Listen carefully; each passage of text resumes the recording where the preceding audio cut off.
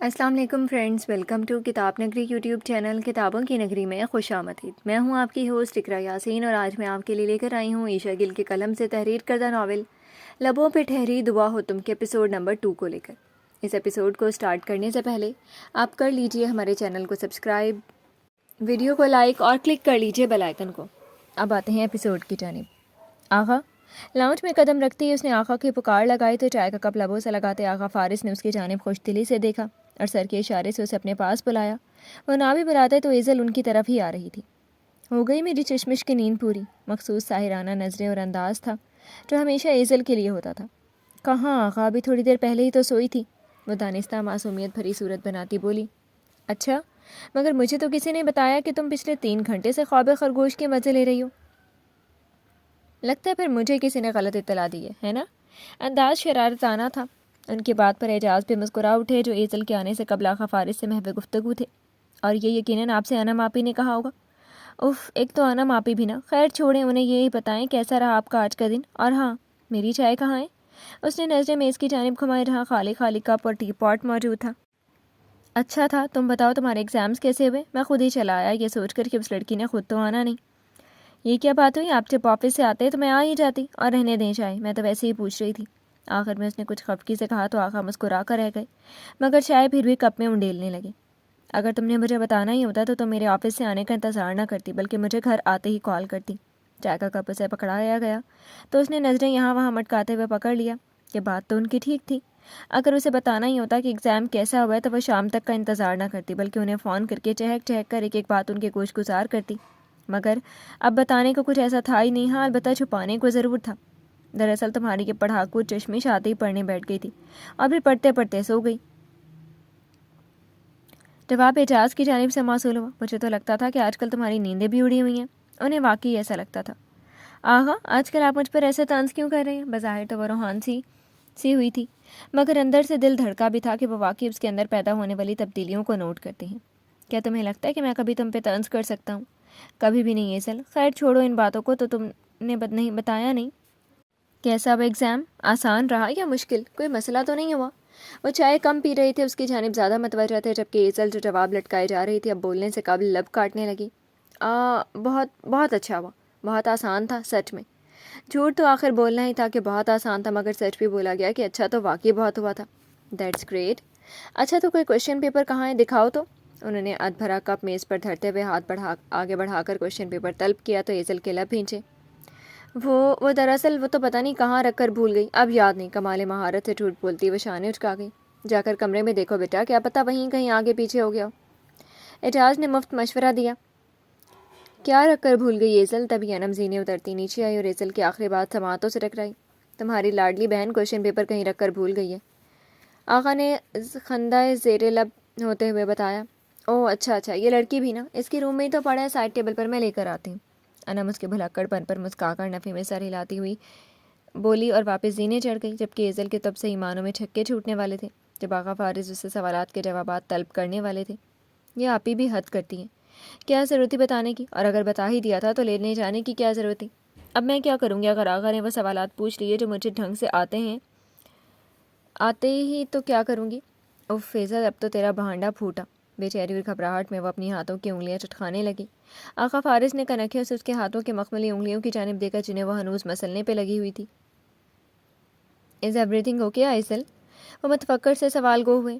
کیا آپ نے مجھ سے کچھ کہا؟ اپنی پریشان کن سوچوں میں وہ ان کی بات سن ہی نہیں پائی تھی۔ میں پوچھ رہا ہوں کہ یہ لیں فارس۔ اس سے قبل کہ وہ اپنا سوال دہراتے انم نے کوشچن پیپر ان کے سامنے کیا۔ لو بھائی، تم لوگ کرو پڑھائی کی باتیں، میری ہو گئی چائے ختم، میں تو چلتا ہوں۔ اعجاز انہیں تینوں سے مخاطب اٹھ کھڑے ہوئے، جبکہ انم بھی چائے کے برتن اٹھائے چلی گئی۔ ارے واہ، کوشچن پیپر تو پورا رنگین کیا ہوا ہے، لگتا آپشنل بھی سب کرائی ہو۔ وہ ہلکا پھلکا سا ہنسے تھے، جبکہ ایزل تو مسکرا بھی نہیں پائی تھی۔ اور تبھی آغا فارس نے اس سے ایک سوال بھی کر ڈالا، مگر یہ شکر تھا کہ ایزل کو اس کا جواب تو فرفر آتا تھا، کیونکہ آدھا پیپر تو وہ اپنی محنت سے کر کے آئی تھی، جبکہ باقی کی محنت نیہا نے کی تھی۔ ویل ڈن مائی گرل، ایزل نے اعتماد کے ساتھ فٹ سے جواب دیا تو انہوں نے کہنے کے ساتھ ساتھ تعریفی نگاہیں بھی اس پر ڈالی، مگر یہی نہیں، ابھی تو سوالات باقی تھے۔ ایزل کے اندر سے جان گویا سولی پر لٹکی ہوئی تھی، اور جب آغا فارس نے دوسرا سوال کیا تو گویا حلق تک چلی گئی۔ لے ایزل، اب تو پکا ہی گئی، اب تو برا پھنسی۔ سمجھ نہیں آ رہی تھی کہ کیسے نظریں چرائے، کیسے فرار حاصل کرے۔ وہ لڑکی جو آقا فارس کے قریب رہنے، انہیں ہمیشہ اپنے ساتھ دیکھنے کے بہانے ڈھونڈتی تھی، آج ان سے دور بھاگنے کا بہانہ تلاش کر رہی تھی۔ اوف، اب کیا کروں، مجھے تو یاد بھی نہیں اس کا کیا جواب لکھ کر آئی تھی۔ وہ لب کاٹتی واقعی نظریں چرا کے۔ کیا ہو گیا، اتنی خاموشی، اتنی جلدی بھول؟ ارے یہ کس کی کال آ گئی؟ تبھی ان کا موبائل بج اٹھا تو ایزل کی کچھ لمحے کو سانس بحال ہوئی۔ ہاں بولو ثاقب۔ اچھا ٹھیک ہے، میرے لیپ ٹاپ میں ہے فائل، میں ابھی گھر جا کر تمہیں سینڈ کرتا ہوں۔ اوکے، خدا حافظ۔ ثاقب ان کا مینیجر تھا اور اسے ارجنٹلی ایک فائل چاہیے تھی، تبھی وہ پیپر سائڈ پہ رکھتے اٹھ کھڑے ہوئے۔ مجھے ایک ضروری کام ہے، چلتا ہوں اب، اور تم کل آ جانا اگر کہیں بھی کوئی مسئلہ پیش آئے تو۔ اٹھتے ہوئے انہوں نے ایک نظر ایزل کی طرف بھی ڈالی۔ کل اسے چھٹی تھی اور دوسرا ایگزام پرسوں تھا۔ اندر ہی اندر پریشان کرتے اپنے جھوٹ اور اس جھوٹ کے ظاہر ہونے کے ڈر کے سبب مشکل ہی تھا کہ اب وہ آقا فارس کے سامنے اتنی جلدی جاتی۔ جی آقا۔ وہ مصنوعی مسکراہٹ ان کے سپرد کرتی بس اتنا ہی بول پائی، اوہ یا اللہ تیرا شکر ہے، اگر آقا میرا جھوٹ پکڑ لیتے تو کیا ہوتا؟ وہ تو مجھ سے ناراض ہو جاتے، اور یہ میں کسی صورت نہیں چاہتی، مگر کیا میں نے آقا سے جھوٹ بول کر صحیح کیا؟ اس کا دل بھی تو نہیں مان رہا تھا۔ ان سے چھپا کر کبھی دل کہتا تھا کہ انہیں بتا دے، مگر اس کے بعد ان سے نظریں کیسے ملائے گی؟ یہ سوچ آتے ہی ارادہ ترک کر دیتی۔ میں یہ سب دوبارہ نہیں چاہتی، اس لیے اب مجھے دل لگا کر تیاری کرنی ہوگی۔ تو پھر دیر کس بات کی؟ اٹھو ایزل، کھولو بکس اور ہو جاؤ شروع۔ خود ہی سے کہتی وہ اٹھی اور زینوں کی جانب جانے لگی، مگر انم کی آواز پر رکی۔ کہاں جا رہی ہو ایزل؟ اپنی چائے تو پیتی جاؤ۔ انم دونوں کپ اٹھانے آئی تھی، مگر ایزل کی چائے ویسی کی ویسی پڑی دیکھ کر بول پڑی، ارے نہیں آپی، میرا دل نہیں چاہ۔ ہاں کیوں نہیں؟ وہ جو انکار کرنے والی تھی آقا فارس کے کپ پر نظر پڑی تو انکار کرتے کرتے رک گئی، لبوں پر مسکان احاطہ کر گئی۔ آپی آپ رہنے دینا، میں اٹھا لوں گی، ویسے بھی دن بھر کتنے کاموں میں لگی رہتی ہیں آپ۔ انم جو آقا فارس کا کپ اٹھانے کو تھی، ایزل نے اسے روک ڈالا۔ ارے بھائی ایک کپ ہی تو اٹھا رہی ہوں، کون سا پہاڑ اٹھا رہی ہوں؟ وہ ہنس پڑی تھی اس کی بات پر۔ مجھے کچھ نہیں پتا، میں نے کہا نا میں اٹھا لوں گی تو مطلب اٹھا لوں گی۔ اچھا بابا ٹھیک ہے، اٹھا لینا، اب یہ نہ ہو کہ اسے اٹھانے کے بجائے الٹا چائے پی کے اپنا کپ بھی یہیں چھوڑ کر بھاگ جاؤ۔ انم تو یہ کہتی ہوئی وہاں سے چلی گئی، مگر اس کے جاتے ہی واقعی ایزل نے آقا فارس کا کپ اٹھایا، مگر لے جانے کے لیے نہیں بلکہ اسے خالی کرنے کے لیے۔ اس نے کپ چہرے کے قریب کیا اور بالکل اسی جگہ پر اپنے لب رکھے، ٹھنڈی چائے کے گھونٹ حلق میں اتارنے لگی جہاں کچھ وقت قبل آقا کے لبوں کا لمس باقی تھا۔ آپ کیا جانے آقا کہ آپ کی چھوڑی جھوٹی چائے بھی میرے لیے کسی آب حیات سے کم نہیں۔ آپ کا چھوڑا ہر جام پی کر اور آپ کا چھوڑا ہر لمس پا کر میرے وجود میں عجیب سی کھلبلی مچ جاتی ہے جسے میں کوئی نام نہیں دے پاتی۔ ان کا چھوڑا ادھوری چائے کا کپ خالی کرتے ہوئے لبوں پر دلکشی بھری مسکراہٹ لیے ہولے سے بڑبڑائی، اور اگر یہ بڑبڑاہٹ آغا سن لیتے تو شاید حیرت اور بے یقینی سے دنگ رہ جاتے کہ ان سے 19 سالہ چھوٹی یہ لڑکی جسے وہ اپنی بہنوں کی طرح چاہتے ہیں، جسے اپنی گڑیا سمجھتے ہیں، وہ بچی دراصل ان سے محبت کی ایسی گہرائی میں ڈوب کر نہ جانے کون کون سے زینے پار کرتی عشق کی کشتی میں سوار ہونے کی کوشش میں ہے۔ رات بھر وہ پڑھتی رہی اور تقریباً 3 بجے نیند سے بحال ہونے کے بعد اس کی آنکھ لگ گئی اور اسی سبب سے دیر سے جاگی، مگر جب جاگی تو پہلی ہی نظر سائڈ ٹیبل پر پڑے کوشچن پیپر پر پڑی۔ اف، یہ بار بار میرے سامنے کیوں آ جاتا ہے؟ کل آقا فارس تو یوں ہی رکھ گئے، مگر انم نے اٹھا کر اس کے روم میں رکھ دیا اور کہ وہ تمام پیپر سنبھال کر رکھتی تھی، مگر وہ نہیں جانتی تھی کہ ایزل اسے سنبھالنا تو دور کی بات اپنی نظروں کے سامنے بھی نہیں رکھنا چاہتی تھی۔ اس نے پیپر اٹھایا اور اسے ڈسٹ بن کی نظر کرنے لگی، مگر پھر رکی۔ میں نے آقا سے یہ چھپا کر اچھا نہیں کیا، کتنا اعتماد ہے انہیں مجھ پر کہ میں ہر امتحان میں ہمیشہ بہترین کارکردگی دکھاؤں گی، مگر میں کیا کر رہی ہوں؟ ایک تو نقل کی، اوپر سے دھڑلے سے یہ تک کہتی رہی کہ سب کو کہ یہ بہت آسان تھا، یہ تو میرے بائیں ہاتھ کا کھیل تھا۔ بہت غلط کیا نا میں نے۔ اس کا دل اسے باروہا ملامت کر رہا تھا۔ آج سنڈے ہے، آقا گھر پر ہی ہوں گے، مجھے انہیں بتا دینا چاہیے ورنہ مجھے چین نہیں پڑے گا۔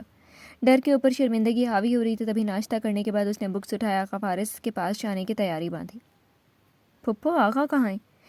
ایزل نے لاؤنج خالی دیکھا تو کتابیں وہیں رکھتی کچن میں چلی گئی جہاں شائستہ کو کسی بات پر جھڑک رہی تھی۔ ارے ایزل بیٹا آؤ آؤ، بس آتے ہی فارس کے متعلق کے سوالات شروع ہو جاتے ہیں تمہارے۔ یہاں آؤ، یہ یخنی پلاؤ بنایا تھا میں نے، انم کو بہت پسند ہے نا، ایسا کرو اسے دے آؤ، پہلے پھر بعد میں ملتے رہنا فارس سے۔ انہوں نے اسے پلاؤ کی بڑی سی پلیٹ تھمائی اور ابھی گھر دے کر آنے کا کہا، کیونکہ جانتی تھیں کہ وہ ایک بار اگر آقا فارس کے پاس بیٹھ جاتی تو پھر گھنٹہ 2 گھنٹہ پار ہی تھا۔ اوف پھپھو، جب چاہوں گی تو لے جاؤں گی، اور بس انم آپ ہی کا خیال ہے آپ کو۔ میرے لیے کچھ نہیں بنایا کیا؟ وہ پلیٹ کاؤنٹر پر دھرتی دانستہ ناک پھلاتی گویا ہوئی۔ یہ کیا بات ہوئی بھلا؟ تمہارا خیال بھلا کیوں نہیں ہوگا مجھے؟ آج انم کی پسند کی ڈش بن گئی تو سوچا اسے بھجوا دیتی ہوں، جب تمہاری پسند کی بنتی ہے تب تمہارے لیے بھجوا دیتی ہوں، جانتی تو ہوا تم بیٹا۔ اس کے نروٹھے پن کو سنجیدہ لے گئی تھی شاید۔ ہاں ہاں ہاں، ارے پھپھو میری پیاری پھپھو، میں مذاق کر رہی تھی، سب جانتی ہوں میں، اور یہ ابھی دے کر آئی آپ ہی کو۔ وہ ہنس کر شائستہ کے دونوں گال کھینچتے پلیٹ اٹھائے کچن سے نکل گئی۔ एक तो ये लड़की भी ना। अच्छा सुनो, सारे पकोड़े कड़ी में ही मत डाल देना, कुछ अलग से निकाल भी लेना, एजल को बहुत पसंद है।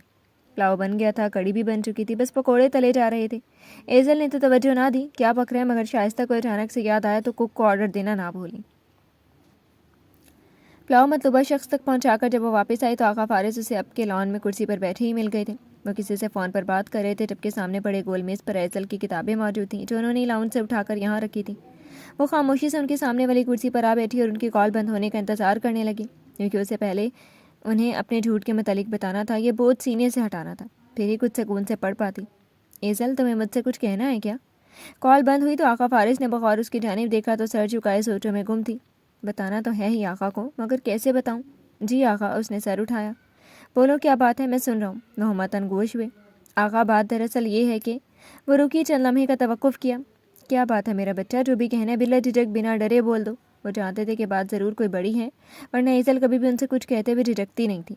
आका, मुझे आपको बताना था कि मैंने चीटिंग की, मुझे ढंग से पेपर नहीं आता।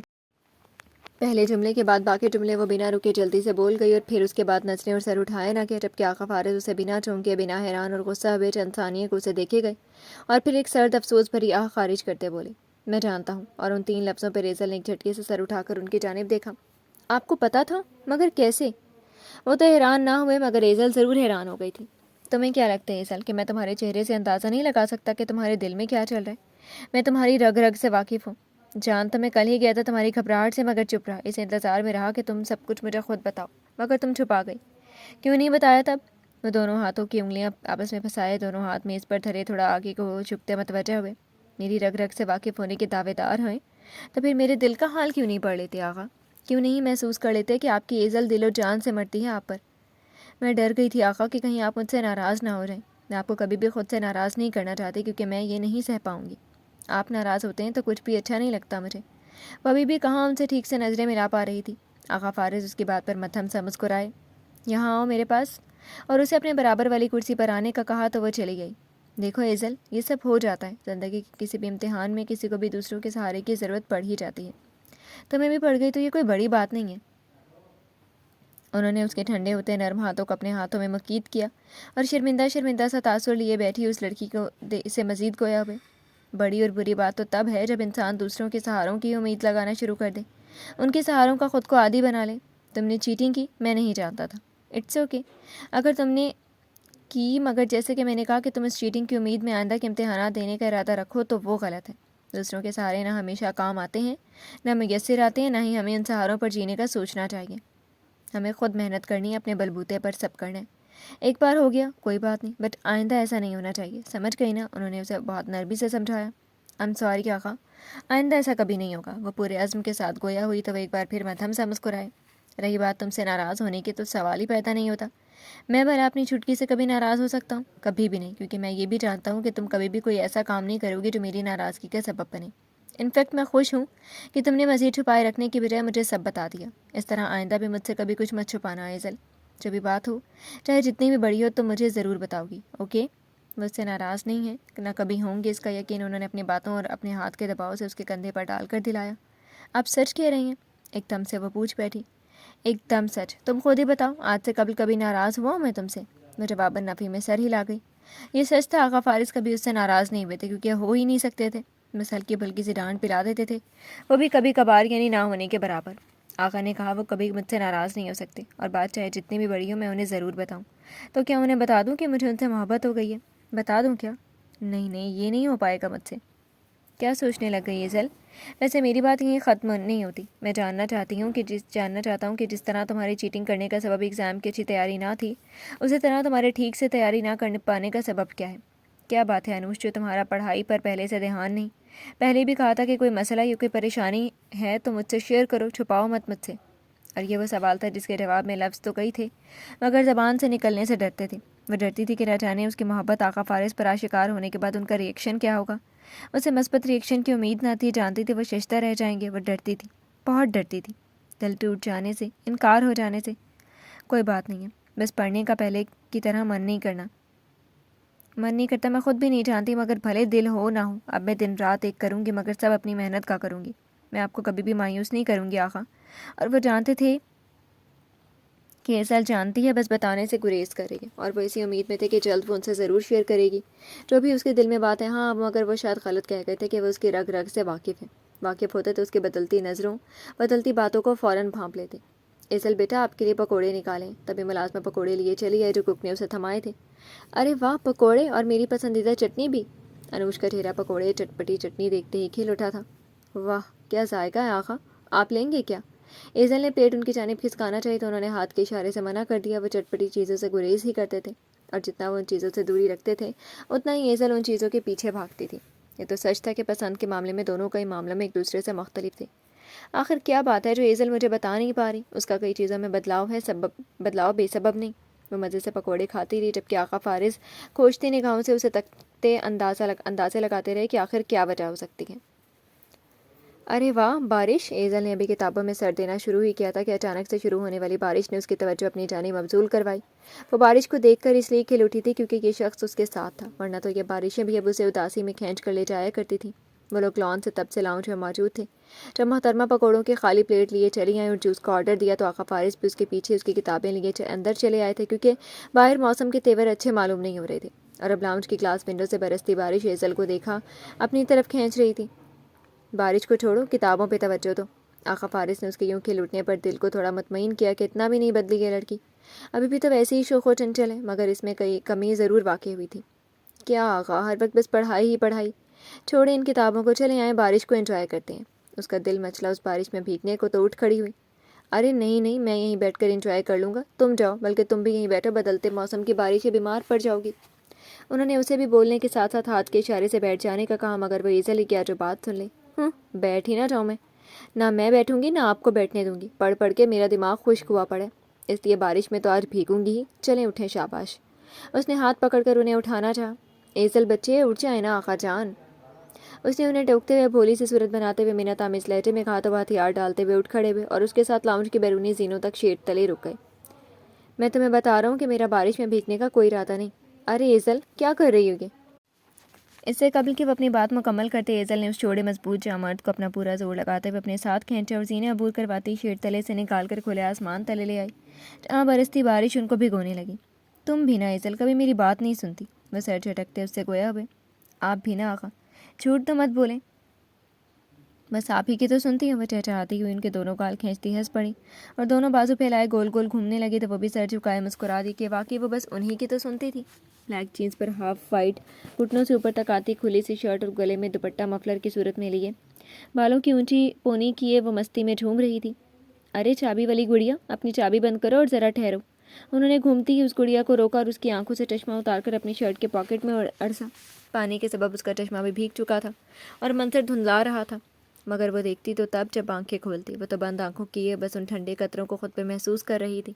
جب اپنے بھیگے کندھوں پر کسی کا گیلا لمس محسوس ہوا، آنکھیں کھولی تو اپنے سامنے کھڑے اس شخص کو دیکھا۔ وہ اس کو کندھوں سے تھام کر روکے ہوئے تھے اور اس کا چشمہ اتار رہے تھے۔ آج وہ بلو جینس پر باٹل گرین بٹنز والی شرٹ پہنے ہوئے تھے۔ بال جو سیٹ کر رکھے تھے بارش کے سبب بھیگ کر ماتھے پر بکھر گئے تھے، جس کی وجہ سے وہ مزید پرکشش لگ رہے تھے اور سیدھا اس لڑکی کے دل میں اتر رہے تھے، بلکہ دل میں تو وہ کب کے اتر چکے تھے، نہ صرف ایزل کے بلکہ ہزاروں لڑکیوں کے۔ یہ تو سامنے کھڑا یہ شخص 38 سال کا تھا، مگر لگتا اپنی عمر سے 10 سال کم تھا۔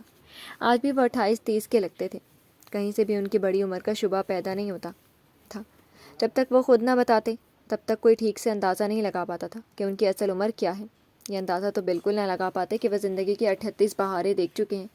آج بھی ان کے چہرے پر وہی شادابی، وہی تر و تازہ حسن بہتا تھا۔ آج بھی لڑکیاں دیوانی تھیں اس شخصیت کی، ایک نظر دیکھتے ہی دل ہار بیٹھتی تھی، اور ان پر لٹو ہو جانے والی لڑکیوں کی عمروں کی بھی کوئی حد متعین نہ تھی، چاہے وہ ٹین ایجرز ہوں یا بڑی عمر کی یا ان کے ہم عمر، سبھی ان کی دیوانی ان سے متاثر تھیں، سبھی اس کے قاتلانہ حسن و وجاہت کے پیکر کو نظروں میں بسائے رکھتی تھیں۔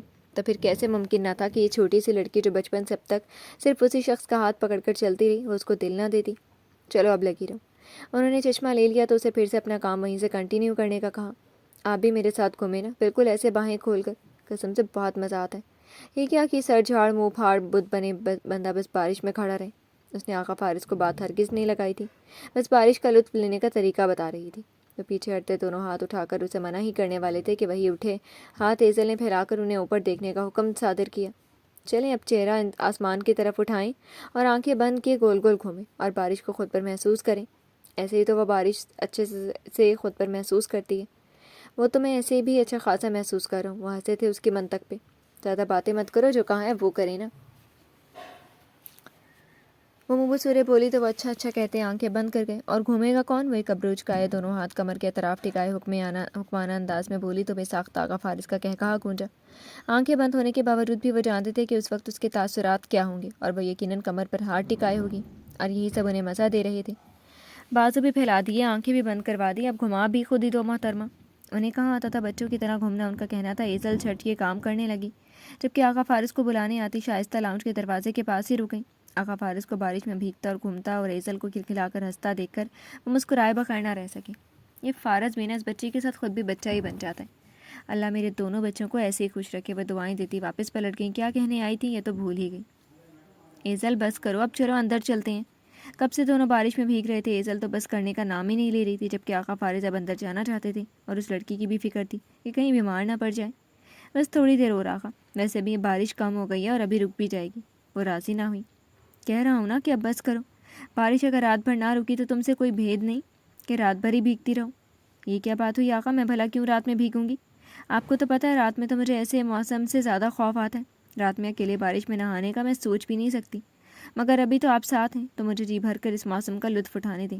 یعنی محترمہ کبھی بھی جی نہیں بھرا تھا، مگر آقا فارس کو الجھن سی ہونے لگی تھی اپنے بھیگے وجود سے، اور وہ جانتے تھے کہ وہ ان کی جان خلاصی نہیں کرے گی، تبھی اسے ساتھ ہی گھسیٹتا چاہا.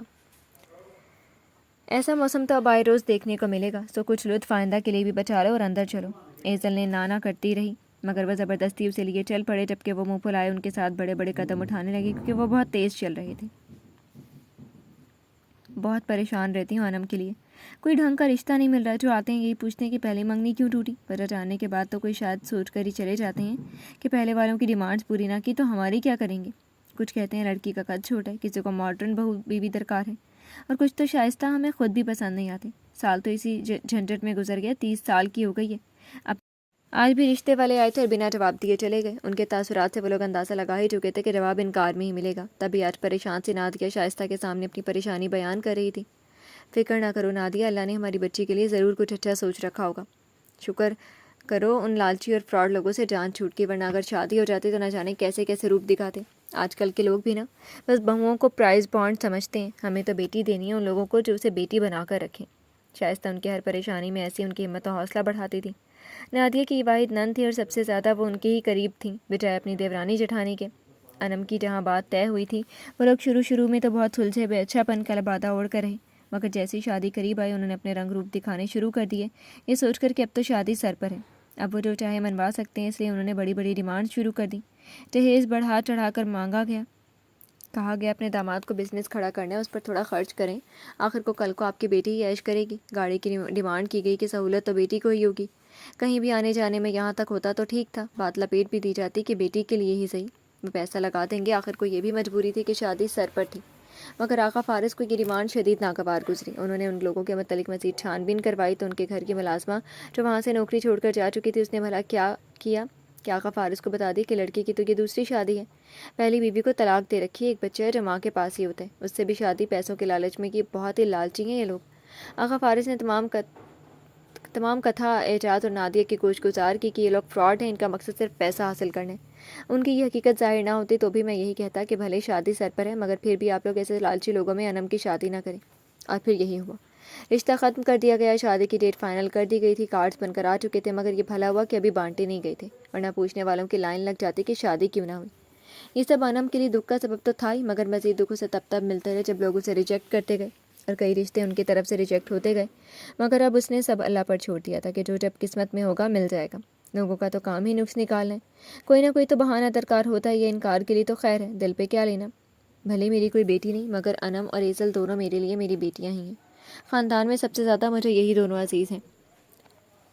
ہائے پر کیا کروں، فارس شادی کو مانتا ہی نہیں، ورنہ انم کو تو میں آج کے آج ہی اپنی بہو بنا کر لے جاؤں. شائستہ نے پس مردہ سی نادیہ کو دیکھتے ہوئے حسرت سے کہا. ان کی بہت خواہش تھی اور ایک دو بار انہوں نے آقا فارس سے ذکر بھی کیا، مگر انہوں نے سنتے ہی انکار کر دیا کہ انہوں نے انم کے بارے میں کبھی ایسا نہیں سوچا، سو وہ بھی ایسا نہ سوچیں.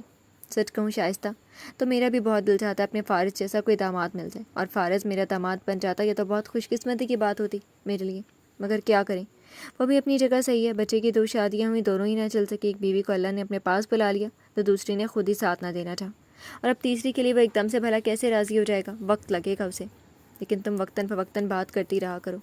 میری انم کے نصیب میں تو اللہ کوئی نہ کوئی اچھا انسان لکھ ہی دے گا، مگر فارس کی مزید عمر نکل گئی تو اچھے رشتے ملنا مشکل ہو جائے گا۔ اس عمر میں تو خیر سے اس کے 2-3 بچے ہوتے، وہ بھی 7-8 سال کی عمر کو پہنچ چکے ہوتے۔ جو باتیں نادیہ کہہ رہی تھی وہ تو دن رات شائستہ بھی سوچتی تھی، ایک ہی تو اولاد تھی ان کی، اور اس کی خوشیاں بھی دیکھنا نصیب نہیں ہوئی تھی۔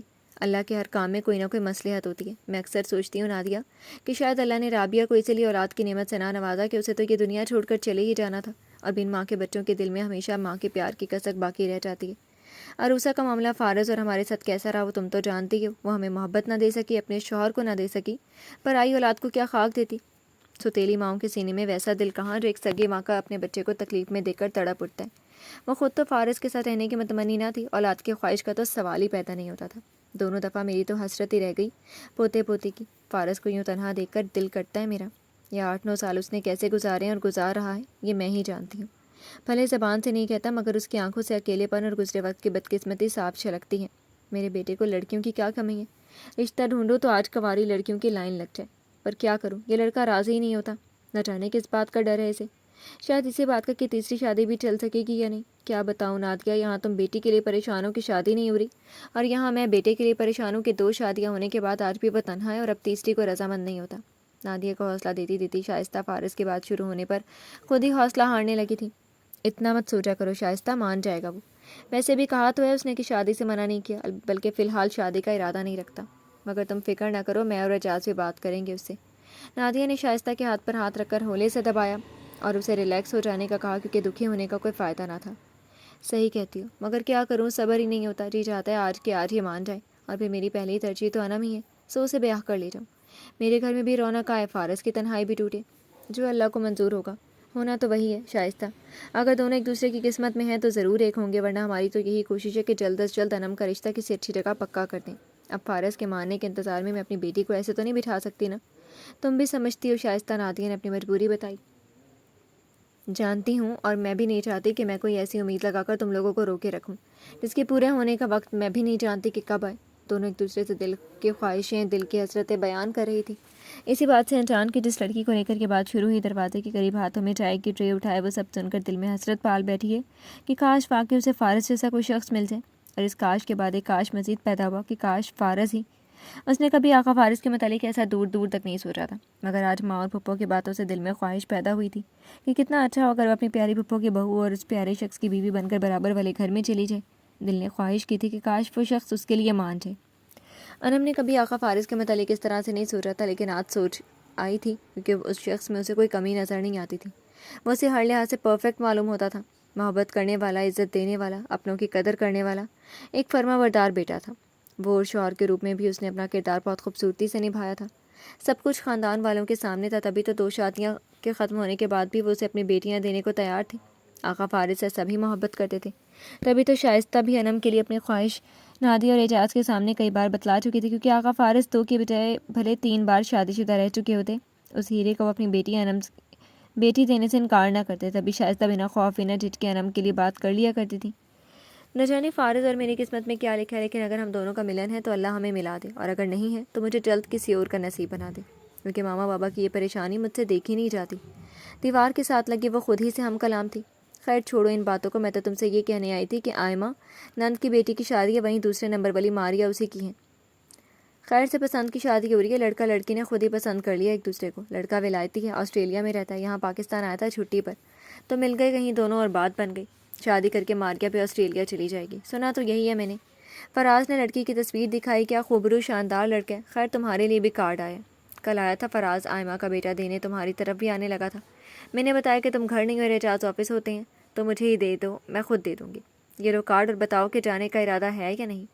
انم جو اندر جانے کو تھی یہ بات سن کر رک گئی، ماریا سے وہ بھی 1-2 بار مل چکی تھی، شائستہ کے گھر ہی اس سے 1-2 بار ملاقات ہوئی، وہ عام سے نقوش کی سادہ سی لڑکی تھی، مگر اپنے عام نقوش کو خاص بنانے کے چکر میں ہر وقت میک اپ سے خود کو لبریز کیے رکھتی تھی، اپنی سادگی بھی اس نے جیسے ختم کر ڈالی تھی، نہ چاہتے ہوئے بھی انم سے یہ سوچنے پر مجبور ہو گئی تھی کہ اس عام سے لڑکی کو پسند کر لیا گیا، وہ بھی ایسے شاندار مرد نے، اور خود وہ جو سب کی نظروں کی حقدار ٹھہرتی تھی، پسند تو کیا ارینج میرج بھی نہیں کر پا رہی تھی۔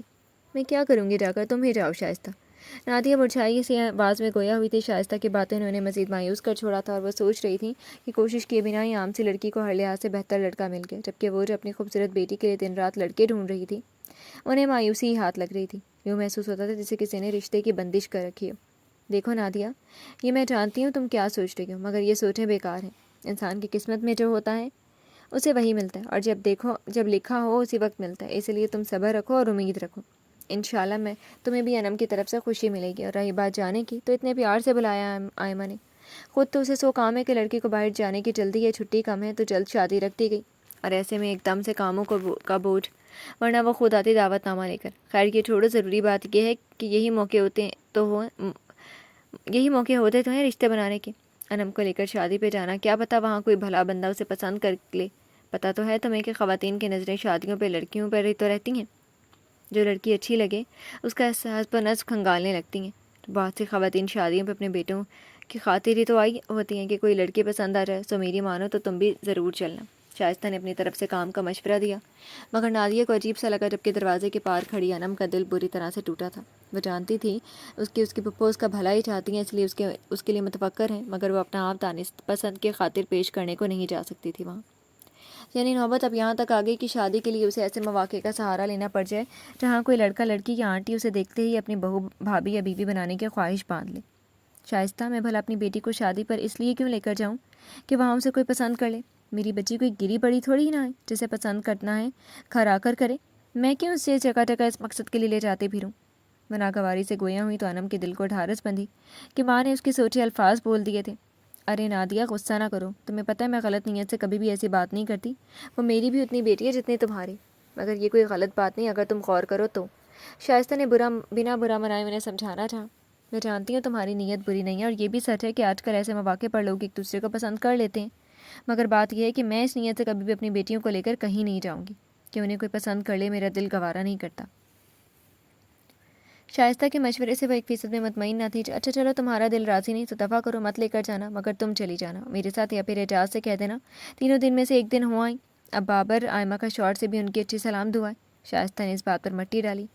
हाँ सही कह रही हो, कहूँगी उनसे कि बारात पे हो आई, या दिल किया तो मैं भी साथ चली जाऊँगी। अच्छा तुम बैठो, मैं देखूँ ज़रा ये अनम अभी तक चाय क्यों नहीं लेकर आई। बातों का सिलसिला यहीं ख़त्म नहीं हुआ था, चाय के बाद फिर से शुरू हो जाना था। माँ के अल्फाज समातों से टकराए तो वह जल्दी से किचन की तरफ चल पड़ी, क्योंकि चाय कब की ठंडी हो चुकी थी। नादिया ना भी आती तो भी वो चाय पहले गर्म करती, फिर ही अंदर जाती। अरे अनम बेटा, कब से चाय बना रही हो, पक चुकी होगी, अब तो चूल्हा बंद कर दो। नादिया किचन में आई तो चाय को चूल्हे पर मौजूद देखा, मगर उन्हें क्या मालूम कि चाय तो अभी रखी गई थी, वो भी दोबारा गर्म करने को। वहाँ कब से तुम्हारी फुप्पो ऐसे ही बैठी हैं, अब तक तो वो चाय पी भी चुकी होती। उन्होंने खुद ही आगे होकर चूल्हा बंद करना था। दरअसल मामा चाय कम पड़ गई थी, तो मैंने उसमें और दूध डाला, अब थोड़ा सा पक जाए तो कपों में डालकर निकाल लाती हूँ। उसने बहाना घड़ा। लो बेटा जी, पहले ही ज़्यादा दूध डाल लेना था, रोज़ चाय बनाती हो, आज हिसाब कैसे न लगा। खैर ये ईज़ल कहाँ है। उन्होंने चूल्हे को बंद करते हाथ वापस खींच लिया और ईज़ल का पूछा, जो नाश्ते के बाद से दिखाई नहीं दी थी, लंच पर भी ना आई। मालूम नहीं, होगी अपने कमरे में। पता तो है आपको एग्ज़ाम्स चल रहे हैं, सारा वक्त पढ़ती ही रहती है। अनम ने शाने उसका रांच बढ़ा दी कि वाकई चाय को पाए जितना वक्त हो गया था नादिया के नज़दीक। एक तो ये लड़की भी ना बस पढ़ती ही रहती है और खाने की होश नहीं। इससे पूछो लंच नहीं किया, अगर कहे भूख नहीं या दिल नहीं चाह रहा तो उसका पसंदीदा शेक बना देना, वरना डिनर तक भूखी प्यासी बस पढ़ती ही रहेगी। चाह पप्पो उससे ये चाय मैं ले जाती हूँ। उन्होंने चूल्हा बंद किया कि बस हो गई, इतना ही बहुत है, और उसे कपों में उंडेलने लगी, जबकि अनम चुपचाप किचन से निकल गई।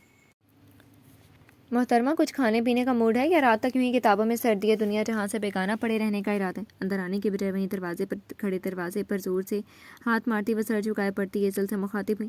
उफ़ आप ही, आपने तो डरा ही दिया था मुझे। दरवाजे पर लगे अनम के ज़ोरदार हाथ के सुबह उठने वाले शोर से वह हड़बड़ा कर रह गई थी और दिल पर हाथ रख के सांस बहाल करती बोली, तभी कहती हूँ कि पढ़ाई में इतना गर्क मत हुआ करो कि कोई पुकारे तो डर जाओ। आसपास की खबर भी रखा करो। क्या बताऊँ आप ही कि कितनी मुश्किल से पढ़ाई में दिल लगा रही हूँ। अब आसपास की बात करती हैं, मैं तो खुद से भी बेखबर रहने लगी हूँ। कुछ पूछ रही हूँ तुमसे ईज़ल। अनम ने एक बार फिर दरवाजे पर दस्तक दी तो वो चौंकी। क्या आप ही? उसने इस्तफामिया निगाहों से अनम की तरफ देखते हुए पूछा। मैं पूछ रही हूँ कि लंच के लिए नीचे क्यों नहीं आई थी। بریک فاسٹ، لنچ اور ڈنر کے لیے جس کا دل ہوتا خود ہی آتا تھا، ہر ایک کو اس کے کمرے میں جا کر نہیں بلایا جاتا تھا۔ ہاں، اگر کوئی ناراض ہو کر کھانے سے منہ موڑے بیٹھا ہو تو اسے خاص طور پر ضرور بلایا جاتا تھا، اور وہ ناراض ہونے والا ہمیشہ اس گھر کا سب سے چھوٹا فرد یعنی ایزل ہی ہوتی تھی۔ مجھے لگتا ہے میرا ناشتہ بھی ڈائجسٹ نہیں ہوا، بھوک نہیں تھی۔ وہ پڑھائی میں اتنی بھی غرق نہ تھی کہ وقت نہ نوٹ کرتی، جانتی تھی کہ لنچ کا وقت آیا اور گزر گیا، بھوک نہ تھی، سو بیٹھی رہی۔ مینگو شیک بنا لاؤں تمہارے لیے؟ یوں تو گھر میں برتن دھونے، صفائی کرنے اور کپڑے دھونے کے لیے ملازمہ تھی، مگر کھانا انم ہی بناتی تھی، اور نادیہ بھی کچن کے کاموں میں اس کی مدد کیا کرتی تھی۔ رہنے دیں، ابھی اس کا بھی موڈ نہیں ہے، اس نے شیک سے بھی انکار کر دیا۔ سوچ لو، کیونکہ تمہارے یہ جو پسندیدہ مینگو ہیں یہ صرف چند دن کے ہی مہمان ہیں، پھر ان کا سیزن آؤٹ ہو جائے گا، ابھی کھا پی لو جتنا دل کرے۔ انم نے اسے اطلاع دینا ضروری سمجھا۔ کیا واقعی؟ ابھی تو سیزن سٹارٹ ہوا تھا، اب آؤٹ بھی ہو رہا ہے۔ اس کا چہرہ اترا، ایسا کریں پھر بنا ہی لائیں، ویسے بھی میں ڈنر سے پہلے نیچے نہیں آنے والی۔ وہ تو مجھے بھی دکھائی دے ہی رہا ہے، انم نے بیڈ پر پھیلی اس کی کتابوں کو دیکھتے ہوئے کہا، جو ایک بار کھل جاتے تو پھر جلد بند ہونے کا نام نہیں لیتی تھی۔ ویسے ایزل، تم سے ایک بات پوچھوں؟ جاتے جاتے یوں ہی ایک خیال آیا تو وہ اس کے پاس چلی آئی اور بیڈ پر بیٹھتی ہوئی بولی، جی آپ ہی پوچھیے۔ مصروف سے انداز میں اجازت دی گئی۔ ایزل، تم اکثر کہتی ہو نا کہ میری شادی پہ تم خوب ہلا گلا کرو گی، خوب انجوائے کرو گی، فلان ڈریس پہنو گی، یہ سب سوچ رکھا ہے تم نے، پھر کبھی یہ سوچا کہ تمہاری بہن کا دلہا کیسا ہونا چاہیے؟ انم، جو کہ خاکہ خود ترتیب نہیں دے پاتی تھی، اپنے دماغ میں آج اپنی بہن سے پوچھ بیٹھی کہ اسی سے جان لیں۔ یہ بیٹھے بٹھائے ایسا سوال کیسے آ گیا مائنڈ میں؟ خیر، یہ نہ ہوا نہ انٹرسٹنگ سوال، ورنہ تو آپ بورنگ باتیں پوچھتی رہتی ہیں۔ وہ پڑھائی بھلا گئی تھی۔ اچھا، اب تم بورنگ باتیں مت کرو، جواب تو ایزل نے کتابیں سائڈ پر کی اور کھسک کر انم کے پاس ہوئی۔ میں چاہتی ہوں میرے جیجو اتنے حسین و جمیل ہوں کہ آپ خود ان کی خوبصورتی سے جیلس ہوتی رہیں، یعنی بیوی سے زیادہ شوہر خوبصورت ہوگا۔ بھائی واہ! وہ غیر سنجیدگی سے گویا ہوئی تو انم ہنس پڑی، بدتمیز کہیں کی، اور اس کے سر پر چپت لگائی۔ اسمارٹ ہوں، انٹیلیجنٹ ہوں، ویل سیٹلڈ ہوں، میری آپی کی قدر کریں، محبت کریں آپ سے، اور ہاں، اپنی سال سے ان کی اچھی خاصی دوستی ہو، بلکہ ناولز کے ہیرو جیسے جیجو ہونے چاہیے۔ میرے کوئی روک ٹوک نہ کر دیں، آپ کی ہر بات مانیں۔ اب کہ وہ سنجیدگی سے گویا ہوئی تو انم نے دل ہی دل میں اس کی باتوں پر آمین کہہ ڈالا۔ اچھا، اب یہ بتاؤ کہ تم جو ہر وقت کہتی رہتی ہو کہ تم بڑی ہو گئی ہو، اب بچی نہیں رہی وغیرہ وغیرہ، تو ذرا یہ بڑی لڑکی مجھے بتائے کہ یہ اپنے لائف پارٹنر کے طور پر کیسا لڑکا سوچتی ہے، اور بالکل سنجیدگی سے بتانا، اوکے؟ انم نے اب اس کی پسند کے مطابق استفسار کیا تو اس سوال سے اس کے دماغ میں آغا فارس کا خاکہ بننا شروع ہو گیا، بلکہ انم کے نظروں کے سامنے ان کا چہرہ دکھائی دیا۔ آغا، بالکل آغا جیسا، وہ کھوئی کھوئی سے مخاطب ہوئی، جبکہ انم کے مسکراتے لب سمٹ گئے تھے۔ انہی کے جیسا شاندار، انہی کے جیسا یونیک، انہی کی طرح محبت کرنے والا، بلکہ بے حد محبت کرنے والا، شوہر سے زیادہ دوست بننے والا، رشتوں کا توازن اور خوش اسلوبی سے نبھانے والا، دوسروں کی پردہ پوشی کرنے والا، ہر ایک کا دل رکھنے والا، سب کے دلوں پر راج کرنے والا، بالکل آغا جیسا سراپا محبت۔ آغا فارس کے متعلق بات کرتے وہ انہی کے حصار میں بن چکی تھی، جبکہ دوسری طرف انم بھی آغا فارس کے خیالوں میں کھو چکی تھی۔ ٹھیک ہے، تو کہہ رہی ہے ایزل، لائف پارٹنر ہو تو فارس جیسا۔ اتنی ساری خوبیاں آج کل ایک ہی شخص میں ہونا خیر حقیقی سا لگتا ہے، مگر یہ سب فارس میں موجود ہیں۔ کتنی لکی ہوگی نا جو ان کی زندگی میں آئے گی، اور کاش وہ خوش قسمتی میرے نصیب میں لکھتی جائے۔ یہ دعا کرتے ہوئے وہ خود حیران تھی کہ آج اسے ہو کیا گیا، وہ کیوں بار بار آغا فارس کے متعلق سوچنے لگی ہے، حتیٰ کہ اب تو ان کے ساتھ کی خاطر دل دعا گو بھی ہونے لگا ہے۔ آپ کو نہیں بتا سکتی آپی کہ وہ شخص آغا کے جیسا نہیں، بلکہ آغا ہی ہونے چاہیے۔ میں اپنے لائف پارٹنر کے طور پر آغا جیسے شخص نہیں، بلکہ آغا کو ہی دیکھتی اور سوچتی ہوں۔ مجھے صرف وہی چاہیے، کیونکہ ان جیسا کوئی دوسرا ہے ہی نہیں۔ دونوں بہنیں اس بات سے انجان تھی کہ اس وقت وہ لائف پارٹنر کے طور پر ایک ہی شخص کو سوچ رہی ہیں، اگر جان جاتی تو یقیناً حیران رہ جاتی۔ تم ٹھیک کہتی ہو ایزل، فارس واقعی لاکھوں میں ایک ہے، وہ کسی بھی لڑکی کا آئیڈیل ہو سکتے ہیں۔ انم کی آواز نے اسے آغا فارس کے خیالوں سے آزاد کیا۔ کسی کی کیوں، وہ صرف میرے آئیڈیل ہیں، اور آپ مجھے باتوں میں مت لگائیں، مجھے پڑھنے دیں اور جائیں نہ جا کر میرے لیے شیک بنا کر لائیں۔ اس نے انم کو بھگانا چاہا۔ صرف تمہاری نہیں ایزل، اب تو وہ مجھے بھی میری آئیڈیل لگنے لگے ہیں۔ اچھا بابا، جا رہی ہوں، تم کھپتی رہی ان موٹی موٹی کتابوں کے ساتھ۔ انم نے ایک ہاتھ کتاب اٹھا کر اس کو ہولے سے مارتے ہنس کر کہا، اور پھر کمرے سے باہر نکل گئی۔ اف، یہ بات دل میں رکھنا بہت مشکل لگتا ہے۔ دل چاہتا ہے چینک چینک کر سب کو بتاؤں کہ مجھے آغا سے محبت ہے، بہت بہت محبت ہے، مگر اسے آگے اسے صرف مایوسی ہی نظر آتی تھی، تبھی ہمیشہ یہ ارادہ ترک کر دیتی تھی، اور بات پھر سے دل میں رہ جاتی تھی۔ جی تو فرینڈز، کیسی لگی آپ کو آج کے ایپیسوڈ؟ کمنٹ سیکشن میں ضرور بتائیے گا۔ پھر حاضر ہوں گے ناول کے نیکسٹ ایپیسوڈ کے ساتھ، تب تک کے لیے اجازت دیجیے، شکریہ، اللہ حافظ۔